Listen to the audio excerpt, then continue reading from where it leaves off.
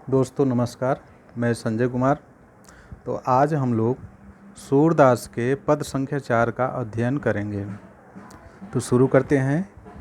मैं अपनी सब गाय चरैहूँ, प्रात होत बल के संग जयहूँ, तेरे कह न रहूँ। ग्वाल बाल गायन के भीतर नैकहु डर नहीं लागत, आज न सो नंद दुहाई रह निरहूँ गो जागत। और ग्वाल सब गाय चरे हैं, मैं घर बैठो रहे हूँ, सूर्य श्याम तुम सोई रहो, अब प्रात जान मैं दे हूँ। तो इसका प्रसंग होगा कि एक बार क्या हुआ कि कन्हैया जी जो है सभी ग्वाल बालों की तरह गाय चराने के लिए जिद करने लगते हैं। अर्थात जिस तरह से सभी ग्वाले जंगल में गायों को चराने के लिए जाते हैं, तो उनको देख करके इनके में भी मन में लालसा हुई कि मैं भी गाय चराने जाऊंगा। तो अपनी माता जी से यह जिद कर लेते हैं कि ऐ मैया, अब मैं भी गाय चराने जाऊंगा। यही प्रसंग है।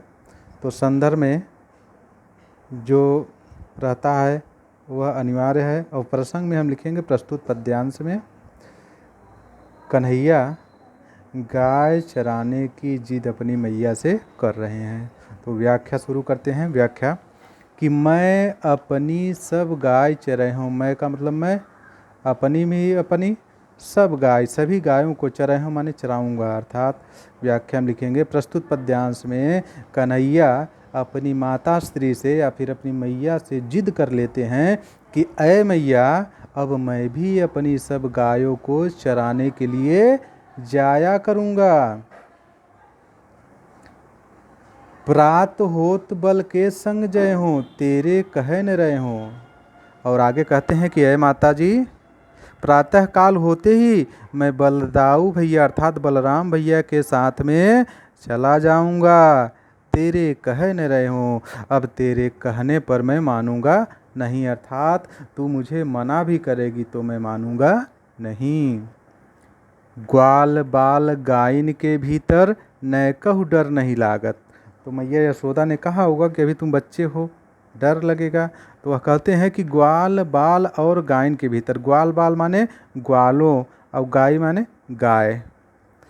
तो कहते हैं कि ग्वाल बाल अर्थात ग्वालों और गायों के बीच में नैकहु डर, नैकहु माने तनिक भी, थोड़ा सा भी डर नहीं लागत। मुझे अब थोड़ा सा भी डर नहीं लगता है। क्यों? क्योंकि मैं अब बड़ा हो गया हूँ। आज न सोओ नंद दुहाई, रैनी रहूँगो जागत।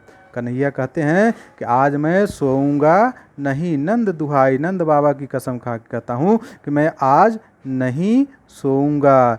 रैनी रहूँगो जागत, और रात भर मैं जागता रहूँगा। क्यों?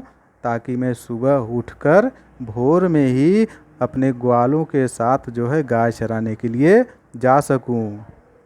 और आगे कहते हैं कि और ग्वाल सब गाय चरे हैं, मैं घर बैठो रहे हूँ। कहते हैं कि ऐ मैया, और ग्वाले, बाकी सभी ग्वाले अपनी गायों को चराने के लिए जाते हैं और मैं घर पर बैठा रहूं, यह ठीक नहीं है, यह अच्छा नहीं लगता। सूर्य श्याम तुम सोई रहो। जब मैया यशोदा देखती हैं कि यह बालक कन्हैया बहुत जिद कर लिया है, तो उससे कहती हैं हे श्याम तुम सोई रहो। अर्थात हे कन्हैया, अब तुम सो जाओ, प्रात जान मैं दे हूँ। प्रातः काल होते ही मैं तुम्हें जाने के लिए अवश्य जगा दूंगी। अब काव्य सौंदर्य।